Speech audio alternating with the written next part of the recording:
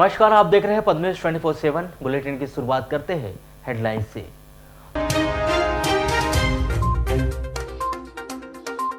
PWD और नगरपालिका विभाग को आदेश देकर विधायक गौरीशंकर बिसेन ने रुकवाया प्रवेश द्वार का निर्माण कार्य।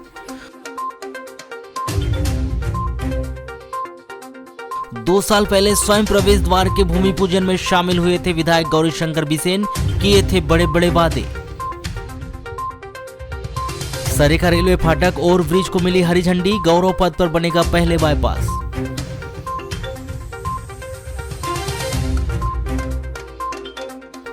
डबल मनी मामले के आरोपी अजय तिड़के और शिवाजी चिले को 4 अगस्त को किया जा सकता है जेल से रिहा।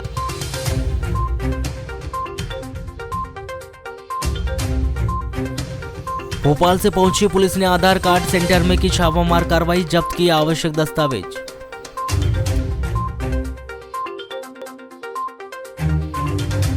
डीएपी यूरिया को लेकर किसानों में मची अफरा तफरी, वितरण केंद्र के बाहर मचाया गया हंगामा, बुलानी पड़ी पुलिस। डिजिटल बैंकिंग के दौर में बैंक से संबंधित काम के लिए यदि आपको बैंक जाना है तो यह खबर आपके लिए काम की है, क्योंकि अगस्त का महीना कई मायनों में खास होता है। दरअसल इस महीने में कई पर्व और त्यौहार है, तो वहीं इस महीने में स्वतंत्रता दिवस भी है, लिहाजा इस महीने में छुट्टियां ज़्यादा होगी। इसी वजह से अगस्त माह में बैंक कितने दिन बंद रहेंगे, इस खबर में आपको बताते हैं। इसके लिए reserve bank of India RBI ने बैंकों की अगस्त महीने में होने वाली छुट्टियों से संबंधित सूची जारी कर दी है। आरबीआई के मुताबिक अगस्त में कुल 10 दिन बैंक बंद रहेंगे। दरअसल स्वतंत्रता दिवस, रक्षाबंधन, जन्माष्टमी और गणेश चतुर्थी जैसे बड़े त्योहारों में भी इसी महीने में होते हैं। इन छुट्टियों में रविवार और महीने के दूसरे और चौथे शनिवार का भी अवकाश शामिल है। आरबीआई के मुताबिक राष्ट्रीय और तीज त्योहारों की छुट्टियों की वजह से अगस्त में बैंक शाखाएं अन्य दिनों के मुकाबले ज़्यादा दिन बंद रहेंगी। आरबीआई के मुताबिक अगस्त महीने में कुल 10 दिन निजी और सार्वजनिक क्षेत्र के दोनों बैंकों में अवकाश रहेगा। ऐसे में बैंक से जुड़ा अगर कोई जरूरी काम है तो इनकी योजना और पहले से बना ले, ताकि आपको कोई असुविधा ना हो। विभिन्न पर्व, तीज त्योहार आदि को लेकर अगस्त माह में 10 दिन बैंक बंद रहेंगे। इसमें 7 अगस्त को दिन महीने का पहला रविवार होने से साप्ताहिक अवकाश रहेगा, जिसके चलते बैंक बंद रहेंगे। वहीं 9 अगस्त को मुहर्रम और विश्व आदिवासी दिवस है, इसके चलते बैंक बंद रहेंगे। इसी तरह 11 अगस्त को रक्षाबंधन के अवसर पर पूरे देश में बैंकों में अवकाश रहेगा। तो वहीं 13 अगस्त को महीने का दूसरा शनिवार होने की वजह से इस दिन देश भर के बैंक बंद रहेंगे। 14 अगस्त को दूसरा रविवार होने की वजह से साप्ताहिक अवकाश और बैंक बंद रहेंगे। इसी तरह 15 अगस्त स्वतंत्रता दिवस के अवसर पर देश के सभी बैंकों में अवकाश रहेगा। वहीं 18 जुलाई को जन्माष्टमी त्यौहार के अवसर पर देश के सभी बैंक बंद रहेंगे। 21 अगस्त के दिन महीने का तीसरा रविवार होने की वजह से साप्ताहिक अवकाश रहेगा। वहीं 27 अगस्त को महीने का चौथा शनिवार होने की वजह से साप्ताहिक अवकाश रहेगा, जिसमें बैंक बंद रहेंगे। वहीं 28 अगस्त को चौथा रविवार होने की वजह से साप्ताहिक अवकाश के तहत बैंक बंद रहेंगे। इस तरह अगस्त महीने में 10 दिन बैंक बंद रहेंगे। जिले के भीतर यूरिया, डीएपी और अन्य रासायनिक खाद की इतनी अधिक किल्लत है कि किसानों को जैसे ही पता चल जाए कि उन्हें रासायनिक खाद मिलने वाली है, वहीं पर उनकी भीड़ लग जाती है। बुधवार को कुछ इसी तरह का वाकया हुआ, जब किसानों की भीड़ को शांत कराने के लिए लालबर्रा में पुलिस तक बुलानी पड़ी। लालबर्रा में मध्य प्रदेश राज्य विपणन केंद्र में बुधवार को क्षेत्रीय किसान खाद लेने के लिए पहुंचे थे और खाद लेने वाले किसानों की सुबह से लंबी लाइन लगने के साथ ही भीड़ लग गई थी, परंतु खाद वितरण प्रभारी व कर्मचारियों के द्वारा 60 किसानों से दस्तावेज लेकर खाद का वितरण किया जा रहा था और बाकी किसानों को दूसरे दिन आने की बात कही गई, जिससे किसानों में आक्रोश बढ़ गया और हल्ला करने लगे एवं कर्मचारियों को गेट नहीं खोलने दे रहे थे। साथ ही गहमा-गहमी का माहौल निर्मित हो गया था। किसानों के आक्रोश को बढ़ते हुए देख पुलिस को सूचना दी गई। पुलिसकर्मी राज्य विपणन केंद्र गोदाम पहुंचे और आक्रोशित किसानों को समझाइश दी गई, जिसके बाद खाद का वितरण प्रारंभ हुआ।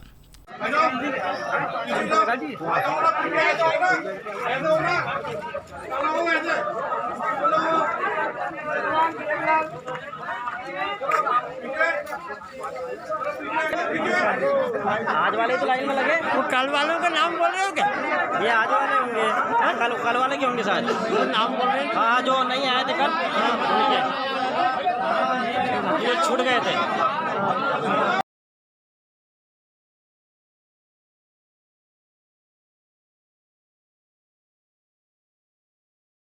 किस काम से आए थे? सोडे के लिए आए थे। तो क्या बोल रहे हैं यहाँ पे?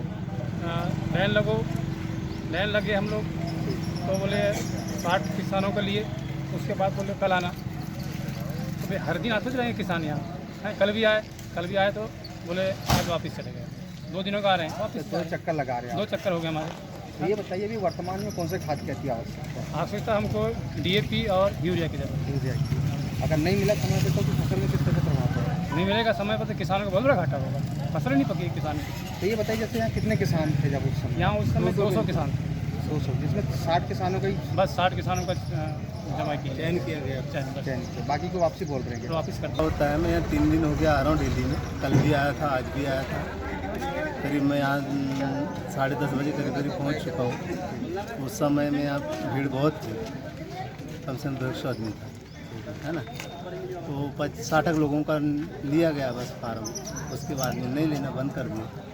तो अभी किस तरह से परेशानी हो रही है आपको? परेशानी इस बात की कि तो हम 10-12 किलोमीटर दूर से आ रहे हैं, डेली रोज़ आना पड़ रहा है, समय पे खाद नहीं मिलता। बड़ा हो जाने के बाद भी खेती में खाद नहीं हुआ, है ना। जब किसान के साथ में खाद नहीं होगा तो फसल क्या होगी? जब फसल नहीं होगी तो फायदा कहाँ से होगा? शासन बोलती है किसानों की आय दोगुनी करना है, तो क्या हो पाएगी ऐसे में? दुगनी कहाँ से होगी? जब समय पे उसको खाद सोडा में नहीं मिल पाएगा तो दुगनी कहाँ से हो जाएगी? मध्य प्रदेश राज्य विपणन केंद्र गोदाम के प्रभारी भारती कौशल ने बताया कि किसानों को खाद का वितरण किया जा रहा है, परंतु एकाएक किसानों की भीड़ बढ़ने से कुछ परेशानी हो रही है।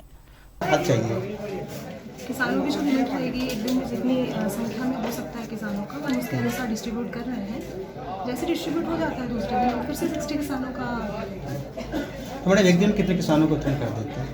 लगभग जो एक लिमिट है 10:30 से 4:30 का समय है, उसमें कम से कम 60 किसानों का हो जाता है। और कभी कभी समस्या इस कारण भी होती है कि कभी कभी पॉज मशीन हमारी चल नहीं पाती है, बहुत सारे डॉक्यूमेंट्स का कंप्लीट करना भी पॉसिबल करना होता है, इसलिए थोड़ा सा समय लगता है।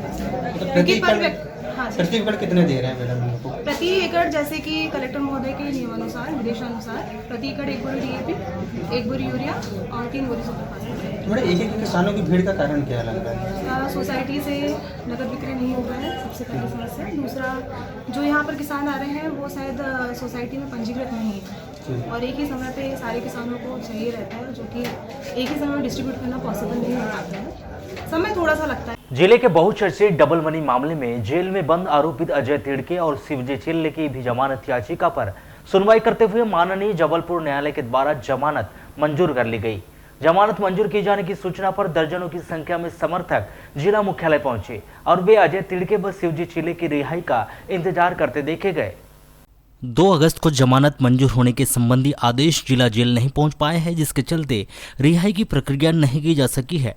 जानकारी यही मिल रही है कि 4 अगस्त को आवश्यक प्रक्रिया के बाद जेल से अजय तिड़के व शिवजी चिल्ले को रिहा कर दिया जाएगा। अधिवक्ता इंद्रजीत भोज ने बताया कि डबल मनी मामले में पुलिस के द्वारा कुल 11 लोगों की गिरफ्तारी की गई थी, जिनमें सोमेंद्र कंकराय सहित 9 लोगों को पहले ही जमानत मिल गई थी। शेष 2 लोगों की जमानत पर सुनवाई नहीं होने के कारण उन्हें जमानत नहीं दी गई थी। 2 अगस्त को आरोपित अजय तिड़के व शिवजी चिल्ले की जमानत याचिका पर हाईकोर्ट के द्वारा सुनवाई की गई और दोनों ही आरोपी को जमानत दे दी गई। आपको बताएं कि किरनापुर थाने में अजय तिड़के के विरुद्ध रकम दोगुनी करने के मामले में अपराध दर्ज है और इसी मामले में उन्हें जिला जेल भेजा गया है। वहीं जमानत मंजूर होने की सूचना पर 2 अगस्त को दर्जनों की संख्या में समर्थक जिला जेल पहुंचे थे, लेकिन रिहाई की प्रक्रिया नहीं होने से उन्हें निराशा हुई और वे अपने घर लौट गए। 3 अगस्त को यही जानकारी मिल रही है कि संभवतः 4 अगस्त को दोनों ही लोगों को जेल से रिहा कर दिया जाएगा। जिले के बहेला थाना क्षेत्र के अंतर्गत आने वाले ग्राम डोंगरगांव खेत कुआं में मोटर निकालने का यह मामला है, जहां एक कृषक की कुएं के अंदर गिरने से मौत हो गई। बहेला पुलिस ने मृतक कृषक दिलीप इल्लारे 35 वर्ष की लाश कुएं से बरामद की है। 2 अगस्त को सुबह 8 बजे दिलीप अपने खेत घास काटने के लिए आया था और घास काटने के दौरान वह खेत के कुएं में लगी मोटर को निकालने के लिए कुएं के अंदर उतरा। मोटर निकालते समय दिलीप फिसलने से कुएं के अंदर गिर गया, जिसकी कुएं के अंदर ही मौत हो गई। 10 बजे करीब दिलीप के पिता ईशन लाल भी घास काटने के लिए खेत जा रहा था, जिसने खेत के पार के बाजू के कुएं के अंदर अपने बेटे दिलीप को देखा, जिसकी मौत हो चुकी थी। लालबरा नगर मुख्यालय से लगभग 8 किलोमीटर दूर पर स्थित ग्राम पंचायत बैया ठिकुर के अंतर्गत आने वाले ग्राम मरेरा पहुंच मार्ग का पुल गत दिवस हुई अनवरत बारिश से आई बाढ़ से क्षतिग्रस्त हो चुका है, जिससे ग्रामीणों को आवागमन करने में परेशानियों का सामना करना पड़ रहा है। यह पुल लालबरा से कटंगी पहुंच मार्ग से मरेरा को जोड़ने वाला पुल है। पुल के क्षतिग्रस्त हो जाने के कारण स्कूली बच्चों व ग्रामीण जन करीब 2 किलोमीटर अधिक दूरी तय कर लालबरा मुख्यालय आना जाना कर रहे हैं, तो वहीं कुछ लोग जान जोखिम में डालकर क्षतिग्रस्त पुल से आना जाना कर रहे हैं, जिससे किसी भी समय बड़ी दुर्घटनाएं घटित हो सकती है। ये अभी जो बीच में पानी गिरा वो बड़ी जो बाढ़ आई थी उसी में गिरा है ये। जी, तो अभी किस तरह से परेशानी हो रही है? परेशानी तो वहाँ तो बहुत हो रही जी। दिक्कत तो ये हो रही कि सीधा मार्ग निकलने के लिए था, लेकिन अब फेरे से जाना पड़ रहा है। तो घूम के जाना पड़ा। हाँ, उल्टा जाना पड़ रहा है। जैसे कुछ लोगों की खेती भी पड़ रही होगी वहाँ आजू बाजू में। खैर खेती वाले भी हाँ इधर से आना जाना कर रहे हैं सब। ऐसा है? हाँ जी। यानी पहले पास पड़ता था वो? हाँ पहले पास पड़ता था, अभी घूम के जाना पड़ रहा है। अब घूम के जाना पड़ रहा है। तो अभी कोई प्रशासन के कोई जिम्मेदार व्यक्ति नहीं आएगा वहाँ पे अभी? नहीं अभी तो कोई नहीं आया वहाँ तो। खेत में अभी जैसे अधिक बाढ़ आने से पानी चले गया और वहाँ से करीब में नाला भी है, तो नाला भी टूट गया है। क्षतिग्रस्त हो गया है। तो फिर आवागमन किस तरह से कर रहे हैं लोग? गांव बस्ती में से कर रहे हैं, इससे बहुत ज़्यादा दिक्कतें भी आ रही हैं अभी। स्कूली बच्चों को घूम के जाना पड़ रहा है। हाँ, घूम के जाना पड़ रहा है। तो खेतों में कुछ रेते भी आ गई है? हाँ, खेत में रेत आ गई है, करीब में खेत है तो उसमें करीब 50 डिसमिल में रेत आ चुकी है। तो वहाँ अभी फसल लग पाएगी कि नहीं? फसल कुछ जगह में लग पाएगी, कुछ जगह में नहीं लग पाएगी। नुकसान हुआ है? हाँ, नुकसान हुआ है। तो अभी ग्राम सरपंच भैया टिकुर के नवनिर्वाचित सरपंच कोमल ठाकरे ने बताया कि गत दिवस हुई अनवरत बारिश व पानी के तेज बहाव के कारण पुल क्षतिग्रस्त हो चुका है, जिसका मरम्मत कार्य के लिए सभी पंचों के साथ बैठक लेकर कार्य योजना तैयार कर जल्द ही मरम्मत कार्य करवाया जाएगा। बालाघाट जिले की सबसे बड़ी योजना और वर्तमान समय में सबसे बड़ी परेशानी सरेखा रेलवे फाटक पर ओवर ब्रिज को केंद्र सरकार की ओर से हरी झंडी मिल गई है। इसके लिए बाकायदा टेंडर की प्रक्रिया तक शुरू हो चुकी है। पदबेस 24/7 से चर्चा के दौरान बालाघाट सिवनी संसदीय क्षेत्र के सांसद डॉक्टर ढालते बिसेन ने बताया कि केंद्र सरकार की ओर से सरेखा रेलवे ओवरब्रिज को अनुमति मिल चुकी है, जिसका टेंडर लगाया जा चुका है। मध्य प्रदेश शासन की ओर से भी अनुमति जल्द ही मिलने की उम्मीद है। आंकड़ों के अनुसार 14 करोड़ 50 लाख 30 हजार रुपए का सरेखा रेलवे क्रॉसिंग ओवरब्रिज स्वीकृत किया गया है। हालांकि रेलवे को केवल पटरी के ऊपर के हिस्से का भाग का काम ही करना है, उसके बाद का काम दोनों ओर मध्य प्रदेश शासन को करना है, जिसके लिए यह काम ब्रिज कॉरपोरेशन को दिया गया है। सांसद श्री बिशन ने बताया कि सरेखा रेलवे ओवरब्रिज के निर्माण से पूर्व गौरव पथ सड़क पर अंडर बाईपास रोड बनाने का काम किया जाएगा, जिससे पुल निर्माण होने तक आवागमन में किसी भी तरह की कोई परेशानी न हो। सांसद श्री बिसेन ने बताया कि शहर के अन्य 3 रेलवे फाटक बैयर चौकी, गर्रा रेलवे फाटक और बूढ़ी रेलवे फाटक निर्माण कार्य की प्रक्रिया केंद्र शासन स्तर पर चल रही है। उम्मीद लगाई जा रही है कि मार्च 2023 तक इसके लिए भी केंद्र सरकार की ओर से बजट सहित संपूर्ण अनुमति मिल जाए। अनुमान के मुताबिक यदि प्रदेश शासन की ओर से सरेखा रेलवे ओवरब्रिज निर्माण की स्वीकृति भी होता है तो उसके निर्माण में लगभग 2 से 3 वर्ष का समय लग जाएगा। इस दौरान गौरव पथ पर बनाया गया अंडर बाईपास से ही आवागमन हो सकेगा। यदि सब कुछ तय समय के मुताबिक हुआ तो बहुत जल्द ही गौरव पथ पर रेलवे के द्वारा अंडर ब्रिज बनाने का काम शुरू कर दिया जाएगा। आपको बता दें कि अंडर ब्रिज बनाने में रेलवे को अभी लगभग 6 महीने से अधिक का समय लग जाएगा, जिससे आप अनुमान लगा सकते हैं कि सरेखा रेलवे ओवर ब्रिज का निर्माण कार्य शुरू होने में कितना समय और लगेगा। पुलिस अधीक्षक समीर सौरभ के ड्राइवर आरक्षक नीरज तुमड़ाम 32 वर्ष ने किसी जहरीली वस्तु का सेवन कर लिया। जहरीली वस्तु के सेवन से गंभीर इस आरक्षक को जिला अस्पताल बालाघाट में भर्ती किया गया है, जहां से उसे प्राथमिक उपचार के बाद बेहतर उपचार हेतु हायर सेंटर नागपुर रेफर किया गया है। इस आरक्षक ने किस वजह से जहरीली वस्तु का सेवन किया है, अभी यह स्पष्ट नहीं हो पाया। प्राप्त जानकारी के अनुसार आरक्षक नीरज छिंदवाड़ा जिले का रहने वाला है, जो अपने परिवार के साथ ग्रामीण थाना परिसर स्थित कॉलोनी में रहता है और वहां जिला पुलिस बल बालाघाट में वाहन चालक के पद पर पदस्थ है, जिनकी पत्नी भी आरक्षक है जो सिवनी में पदस्थ है। 2 माह पहले प्रसव होने से उनकी पत्नी भी 2 माह की बच्ची को लेकर साथ में रहती थी। बताया गया कि इन दिनों आरक्षक नीरज पुलिस अधीक्षक समीर सौरभ का वाहन चला रहा था। रात्रिकालीन ड्यूटी करने के बाद 3 अगस्त को सुबह ही आरक्षक नीरज ग्रामीण थाना परिसर स्थित अपने शासकीय निवास आया था। दोपहर बाद आरक्षक नीरज अपने कमरे में उल्टी करते पाया गया, जिसने किसी जहरीली वस्तु का सेवन कर लिया था। इस दौरान उनकी पत्नी निवास में नहीं थी। आरक्षक नीरज ने पड़ोस में रहने वाले अन्य पुलिस कर्मचारियों के परिवार वालों ने नीरज को अचेत अवस्था में उल्टी करते हुए देखा। 4 बजे करीब आरक्षक नीरज को पड़ोसी आरक्षक यशवंत बघेले ने 100 डायल से जिला अस्पताल बालाघाट लाकर भर्ती कराया। साथ ही रक्षित निरीक्षक मितेश वाइकर, सूबेदार विजय बघेल सहित अन्य पुलिस कर्मचारी भी जिला अस्पताल पहुंच गए। सूचना मिलते ही जिला अस्पताल के medical specialist doctor Ashok Lillare, RMO doctor Arun Lanjewar ने जिला अस्पताल पहुंचकर आरक्षक नीरज की जांच उपचार किए और उससे संबंधित आवश्यक मेडिसिन उपलब्ध करवाई। खबर मिलते ही आरक्षक नीरज की पत्नी भी जिला अस्पताल पहुंच चुकी थी। निश्चित है कि आरक्षक नीरज ने किसी मानसिक तनाव में चलते ही किसी जहरीली वस्तु का सेवन किया है, किंतु यह मानसिक तनाव पारिवारिक था या नौकरी का, यह अभी स्पष्ट नहीं हो पाया है। आरक्षक नीरज को बेहतर उपचार हेतु जिला अस्पताल बालाघाट से हायर सेंटर नागपुर रेफर कर दिया गया है। सर, एक पुलिस के जवान को लाए थे, अभी क्या स्थिति है, क्या है? नीरज एक पुलिस जवान आया हुआ है, सस्पेक्टेड आइगोडोफॉस्फोपॉइजन लिया है। उनके परिजन लोग भी का कहना है कि जहर खाया हुआ है गलती के लोगों का। प्राथमिक उपचार हमारे जिले के साथ हम लोग कर रहे हैं। मरीज की स्थिति खतरे से बाहर है और अच्छी सुविधा के लिए, अच्छे इलाज के लिए हम हायर सेंटर के लिए भेज रहे हैं। अब फिलहाल प्राथमिक व्यवस्था करने के बाद ही भेजेंगे, तो मरीज की स्थिति सुधर जाए इसके बाद। लाए थे तब उस समय क्या कंडीशन थी? लाए थे, हालत ठीक नहीं थी, थोड़ा सा वाइटल पैरामीटर ठीक नहीं थे, उसको सेटल किया गया है और गैस्ट्रिक दवा तमाम जो प्राथमिक उपचार किया जा रहा है और वो सेटल हो जाए, इसको अभी दिलवा देंगे और अच्छा उपचार वहाँ मिलेगा। क्यों खाए थे, ऐसा कोई जानकारी बताया? परिजन ने घर पत्नी की उससे पूछा, तो कोई ऐसा बताने में समर्थ नहीं है, पर क्लिनिकली हमें वो भी पॉइजन लग रहा है, आइगोडोफॉस्फोपॉइजन कंज्यूम किया ऐसा लग रहा है। पुलिस मुख्यालय से मिल रहे निर्देश के आधार पर पुलिस विभाग के द्वारा अब रशीद के माध्यम से वाहन चालकों के चालान काटना बंद कर ई चालान काटना प्रारंभ कर दिया गया है। यातायात पुलिस के द्वारा नगर के विभिन्न स्थानों में चेकिंग अभियान प्रारंभ कर यातायात का उल्लंघन करने वालों के चालान काटे गए। यह सभी चालान बुधवार को POS मशीन के माध्यम से काटे गए। आपको बता दें कि पुलिस विभाग के द्वारा अब तक रशीद के माध्यम से वाहन चालकों के चालान काटे जाते थे, लेकिन अब पुलिस विभाग को यह डिवाइस चालान मशीन उपलब्ध करवाई गई है। इस मशीन के संबंध में सभी थानों के थानेदार एवं पुलिस अधिकारी कर्मचारियों को सेमिनार के माध्यम से प्रशिक्षण दे दिया गया है तथा थानों में यह POS मशीन उपलब्ध कराकर इसके जरिए चालान काटने के निर्देश दिए गए हैं। यातायात पुलिस के अमले के द्वारा उत्कर्ष स्कूल के सामने चेकिंग अभियान चलाते हुए यातायात नियमों का उल्लंघन करने वाले के चालान काटे गए। POS मशीन से चालान काटना प्रारंभ करने के पहले ही दिन यातायात पुलिस के द्वारा करीब 1.5 दर्जन लोगों के ई चालान काटे गए।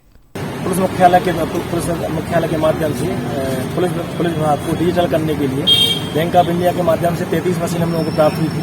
इसमें से थाना यातायात को 6 मशीनें प्राप्त हुई हैं। इसी के परिप्रेक्ष्य में 8 दिनांक से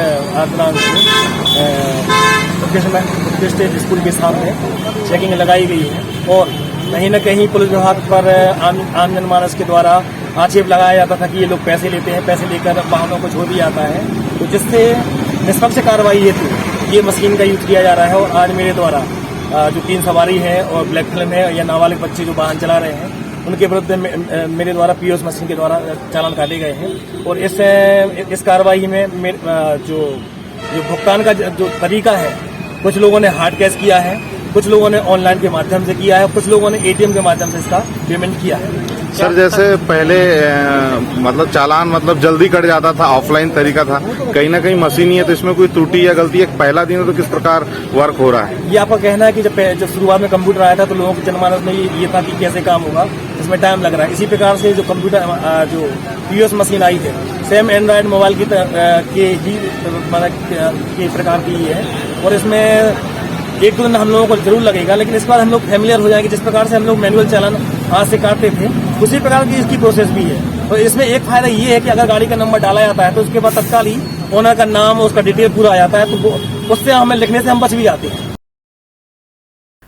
पिछड़ा वर्ग कल्याण आयोग अध्यक्ष एवं बालाघाट विधायक गौरीशंकर बिसेन खुले मंच से विरोधियों पर हमलावर होते हुए नजर आ रहे हैं, जिन्होंने जिला पंचायत के नवनिर्वाचित अध्यक्ष सम्राट अशोक सिंह सरस्वार पर एक कार्यक्रम के दौरान जमकर हमला बोला।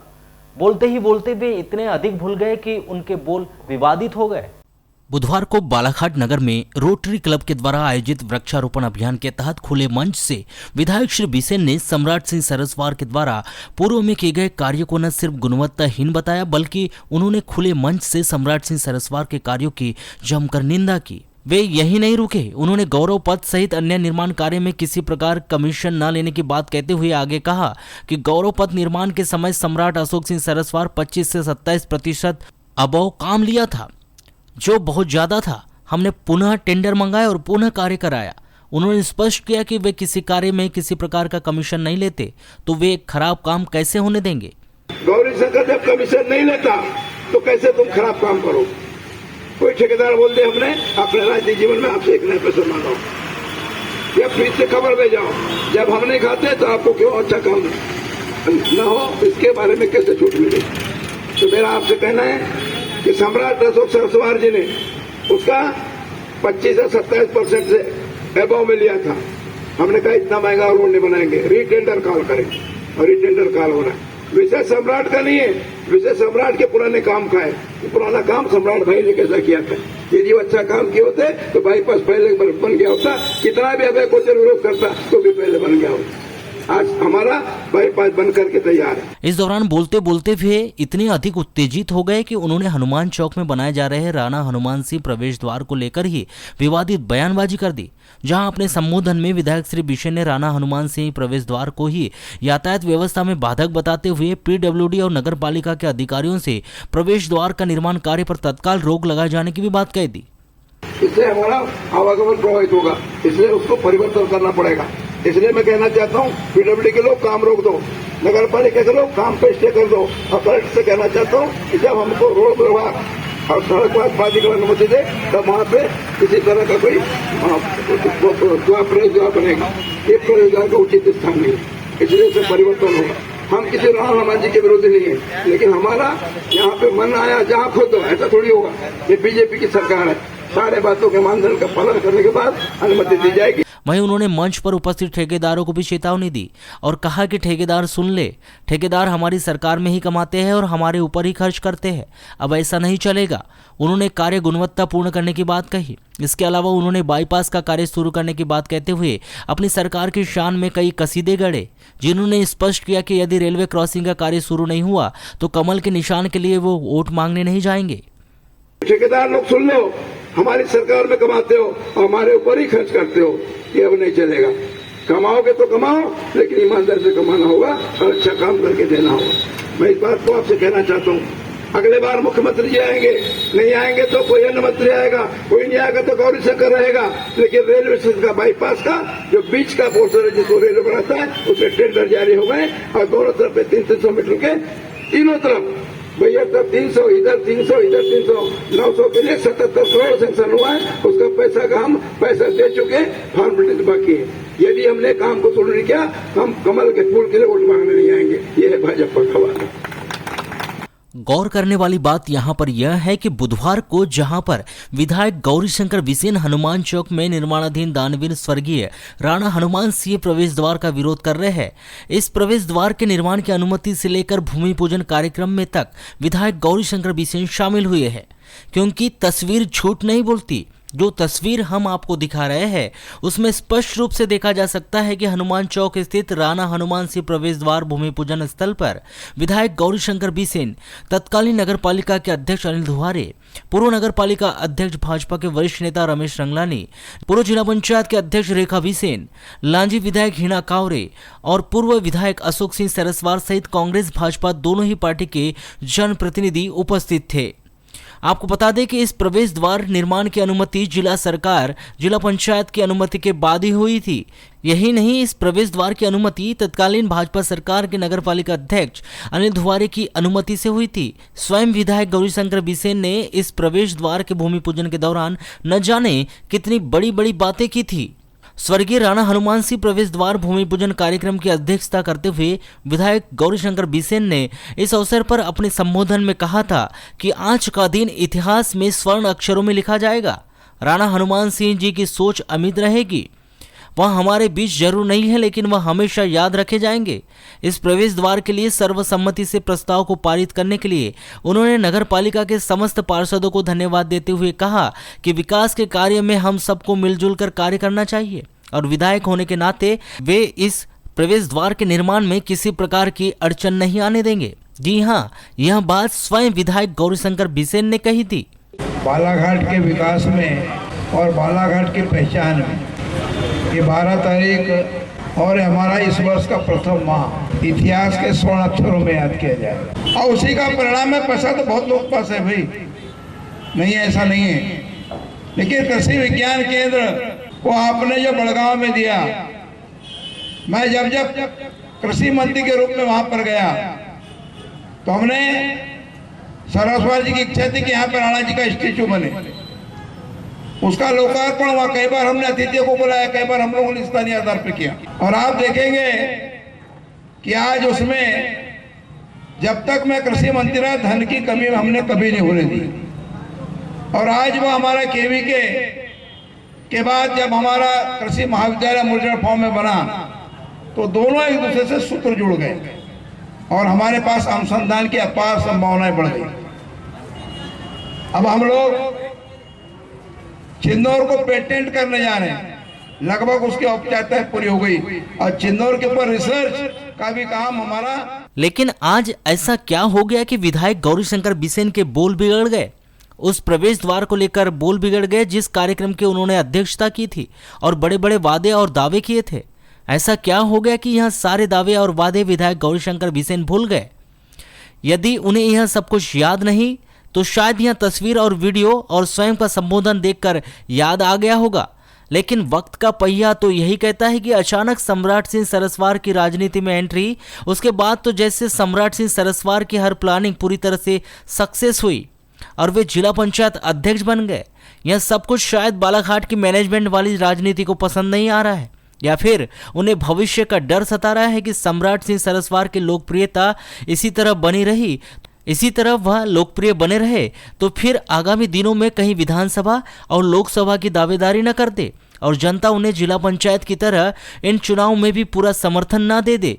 मामला चाहे जो भी हो, लेकिन विधायक गौरीशंकर बिसेन की बार बार फिसलती जुबान या फिर जानबूझकर इन शब्दों का किया जा रहा प्रयोग कहीं ना कहीं जिले की जनता के लिए सोचने का विषय बन गया है कि क्या जिले के भीतर ऐसे ही मैनेजमेंट वाली राजनीति चलेगी या फिर डेवलपमेंट के नाम पर भी कुछ होगा, या केवल जुबान की जंग, या फिर विकास का पहिया चलेगा।